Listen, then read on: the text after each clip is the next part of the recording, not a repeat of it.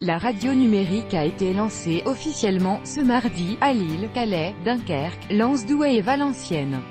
Une cinquantaine de radios participent à ce lancement dans les Hauts-de-France, dont une trentaine jusqu'ici absentes de la FM.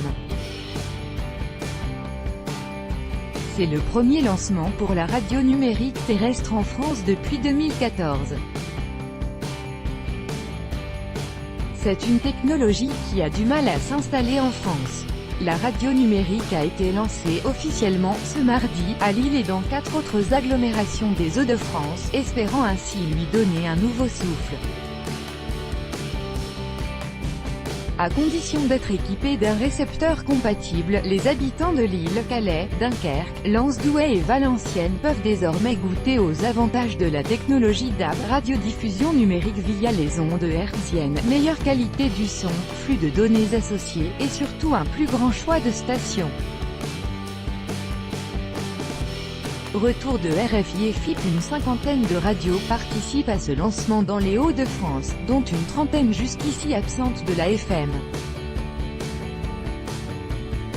Il s'agit principalement de radios indépendantes, associatives ou publiques, comme le RFI ou FIP, qui avait perdu sa fréquence FM lilloise en 2000.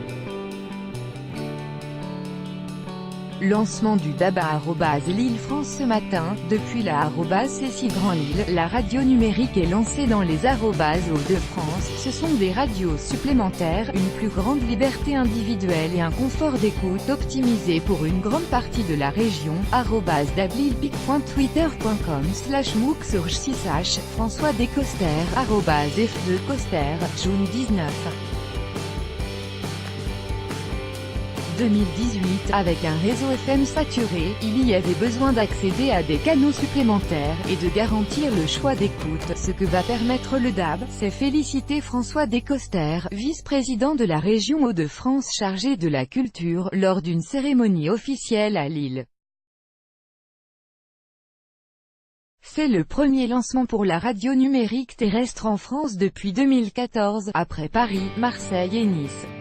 Ce mode de diffusion peine à se développer en raison principalement de cette hostilité des grandes radios privées. Couvrir 70% de la population d'ici à 2020, on est au bout du tunnel et d'autres lancements vont intervenir avec Lyon et Strasbourg d'ici la fin de l'année, a souligné Nicolas Curien, membre du CSA en charge du dossier, lequel prévoit de couvrir, d'ici à 2020, 70% de la population.